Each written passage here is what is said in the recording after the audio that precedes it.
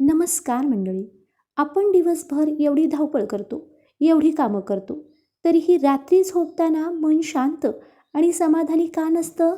आणि दुसरीकडे संतांकडे असं कोणतं रहस्य असतं ज्यामुळे ते प्रत्येक परिस्थितीत हसतमुख असतात आणि अलिप्त राहतात? कलियुगात आनंदी राहण्याचे 4 सोपे उपाय. चला जाणून घेऊयात आजच्या व्हिडिओमध्ये. आज आपण पाहणार आहोत श्री ब्रह्मचैतन्य गोंदवलेकर महाराज यांचं 9 एप्रिलचं अतिशय सुंदर आणि डोळे उघडणारं प्रवचन. महाराजांनी यात संत म्हणजे कोण आणि त्यांनी आपल्याला दिलेला जगण्याचा सोपा मार्ग खूप छान समजून सांगितला आहे. महाराज सांगतात की ज्याला सत्याचं ज्ञान झालं तोच खरा संत. संत आपल्याला नेहमी योग्य मार्ग दाखवायला तयार असतात, पण आपला अहंकार किंवा मीपणा तिथे आड येतो. अनेकदा आपण संतांनाच नावे ठेवतो. तुम्ही कधी विचार केलाय संत आणि आपल्यात नेमका काय फरक आहे? कर्म तर आपणही करतो आणि संतही करतात, पण खरा फरक आहे तो भावनेचा. आपण प्रत्येक गोष्ट मी केली या अहंकाराने करतो, त्यामुळे ते काम आपल्याला ओझं वाटतं आणि आपण त्यात अडकतो. पण संत मात्र कोणतंही काम करताना राग करता या भावनेने करतात, म्हणूनच ते कर्माच्या बंधनातून मुक्त असतात. एखादा माणूस खूप विद्वान असेल, पण ते ज्ञान जर त्याच्या वागण्यात किंवा वृत्तीत उतरलं नाही तर त्या ज्ञानाचा काय उपयोग?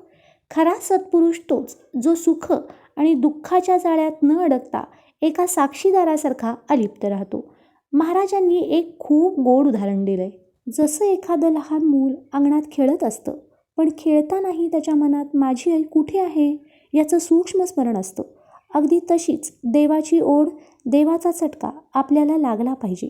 आणि जेव्हा आपल्याला अशी तळमळ लागते तेव्हा साक्षात आईसारखे संत आपल्याला देवाची आठवण करून देण्यासाठी धावून येतात. महाराज म्हणतात की संपूर्ण जगावर संतांचे अनंत उपकार आहेत. कलियुगात जगण्यासाठी त्यांनी आपल्याला 4 अतिशय सोप्या गोष्टी दिल्या आहेत.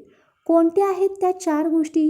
पहिली गोष्ट, त्यांनी निराकार देवाला सगुणात आणलं, जेणेकरून आपण त्याची सहज भक्ती करू शकू. दुसरी, देवाला आपलंसं करण्यासाठी नामस्मरण हे सर्वात सोपं साधन आपल्याला दिलं. ज्ञानेश्वरी, एकनाथी भागवत यासारखे सोपे आणि रसाळ सद्ग्रंथ निर्माण केले. आणि चौथी सर्वात महत्त्वाची गोष्ट म्हणजे कलियुगात यथाशक्ती अन्नदान करणे हेच उत्तम साधन आहे हे आपल्याला शिकवलं. महाराज शेवटी एक खूप मोठी गोष्ट सांगतात. हे जग संतांशिवाय असणं शक्यच नाही. फक्त आपल्याला त्यांना ओळखता येत नाही. तर मंडळी, ह्या 4 गोष्टी आचरणात आणायचा आपण नक्की प्रयत्न करूया. ज्याने हा प्रयत्न केला त्याला आयुष्यात काहीही कमी पडणार नाही आणि नेहमी समाधान राहील.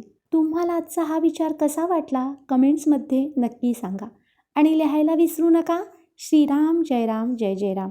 व्हिडिओ आवडल्यास व्हिडिओला लाईक करा आणि शेअर करा तुमच्या मित्रपरिवारासोबत. अशा छान छान व्हिडिओसाठी पूजा अँड उद्धव व्लॉग या चॅनलला फॉलो करायला विसरू नका. श्रीराम जय राम जय जय राम.